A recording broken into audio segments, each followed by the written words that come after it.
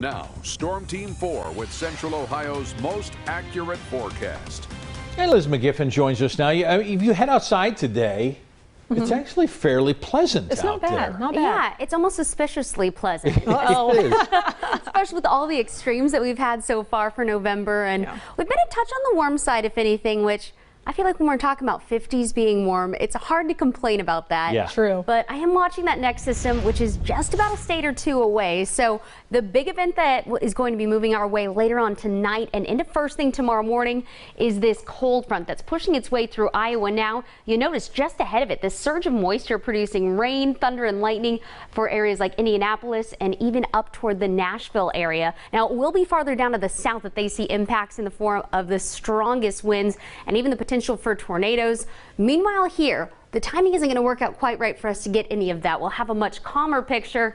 And of course, as soon as we zoom right into the middle part of the state, even a drier picture, at least for now. Now, the thing that you're going to notice first as this system approaches, happening outside now at the Window Nation Tower camera, we're starting to build back in the clouds. And alongside that, building in more of a breeze as that system approaches as well.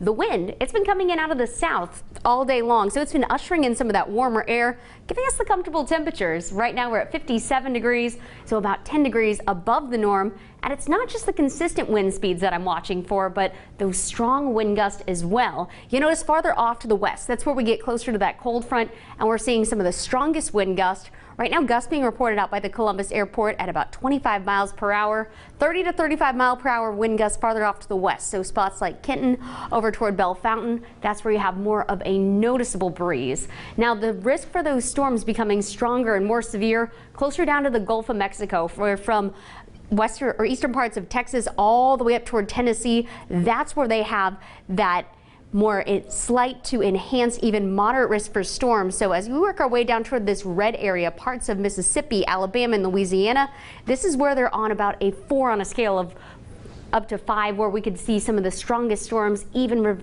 resulting in things like a tornado. In fact, down toward that area there have already been several tornado warnings issued so far this evening. You notice as this cold front marches our direction, in comes those clouds and the strong breeze. Early hours of the morning drive, so as we approach midnight to 6 a.m. really, that'll be where we see the main event, or that cold front, start to slide through. 7 o'clock in the morning, those showers start to become a little bit more spotty in Columbus. And once that cold front slides off to the east, by noon, we'll see dry conditions, but with that strong westerly wind, temperatures are actually going to be falling during the day. So I think tonight's low is actually going to be in line with tomorrow's early morning high.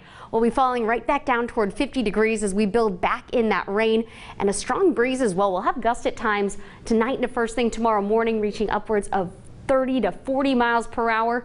And as we head throughout the day tomorrow, here's what I'm talking about with those falling temperatures. 6 o'clock in the morning, strong breeze. The rain will be around 50 degrees by noon, just in the upper 30s. So as we approach 3 o'clock, that's normally when we'll be seeing the warmest part of the day. We'll be in the mid 30s or closer to 36 degrees. So you'll want to layer up before you head the door, more so for that drive home. Notice for Thursday and Friday, we do add back in sunshine. It's going to be a cold day on Thursday, much more mild for the day on Friday, and watching for a couple of systems that move through to give us a soggy start to the weekend as well as start to next week.